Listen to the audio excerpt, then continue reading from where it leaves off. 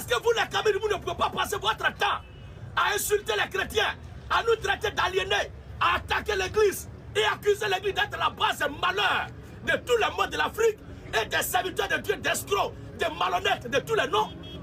Et on va croiser les bras. Si tous les pasteurs, tous les chrétiens veulent se taire, moi je dois de la tête, tu ne vas pas me taire.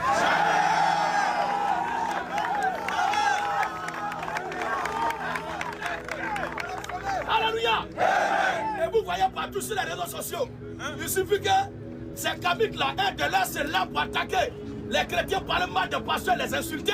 Et puis leur groupe relaie ça pour dire enfin l'Afrique se réveille. Donc le réveil de vous, votre Afrique là, c'est de vous attaquer aux chrétiens, à l'église, au Seigneur Jésus-Christ. C'est ça qui est votre réveil. Mais vous trouverez aussi dans le camp des chrétiens une résistance comme moi. Maintenant, comme ce n'est plus une affaire de débat. Alléluia. Comme maintenant, ce n'est plus une affaire de débat. Mais que c'est une affaire de défi. Que ce Jésus est cassé, il a dit que les Kamites sont des bâtards. Je vais pas dire aujourd'hui les Kamites. Pour ne pas que les gens pensent que je m'adresse à beaucoup de personnes à travers le monde entier. Mais je m'adresse à personne. Écoute, on assiste à une guerre spirituelle, comme au temps d'Élie et les 400 prophètes de Baal, afin de montrer qui est le véritable Dieu de tout l'univers. Le courant kémite met en avant l'histoire africaine précoloniale, c'est-à-dire la spiritualité ancestrale, une critique du christianisme vu comme une religion importée. On est d'accord que si un chrétien défend sa foi, c'est légitime. Et si un kémite ou animiste défend aussi l'identité culturelle, c'est légitime. Vous êtes sans ignorer que ce genre de conflit a toujours existé dans la Bible. Un combat spirituel n'est pas un duel magique entre deux hommes, mais entre deux entités spirituelles qui les dominent. Pourquoi? Parce que la Bible déclare dans Éphésiens 6, verset 12 que nous n'avons pas à lutter contre la chair et le sang. Donc le combat n'est pas pasteur contre kémite ou homme contre homme, mais c'est un combat de vérité contre mensonge, de lumière contre ténèbres, de Jésus contre ancêtre et d'orgueil contre humilité. Dans un tel combat, il n'y a qu'un Dieu qui gagne toujours. Et son nom, c'est Jésus-Christ de Nazareth. Pharaon a résisté à Dieu, mais Dieu a triomphé sur lui. Goliath a défié Israël. Dieu a triomphé sur lui en utilisant David.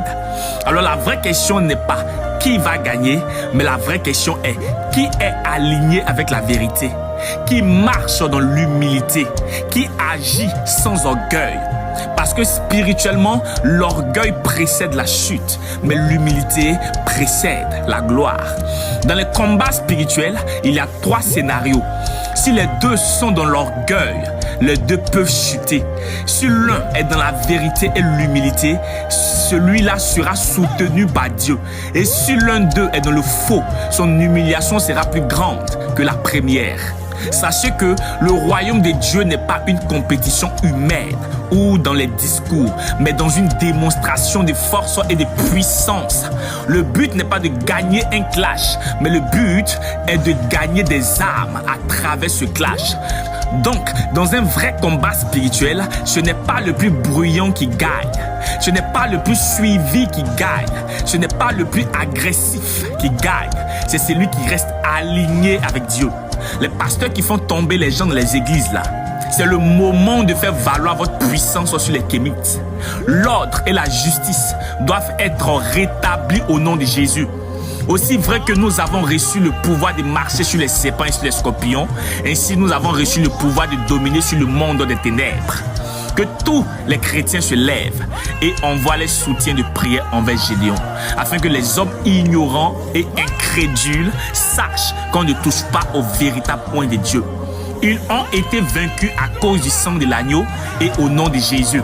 Tout genou fléchit et toute langue confesse qu'il est Seigneur dans le ciel, sur la terre et sous la terre. Alors ne garde pas ce message pour toi seul. Partage avec une âme et sois béni.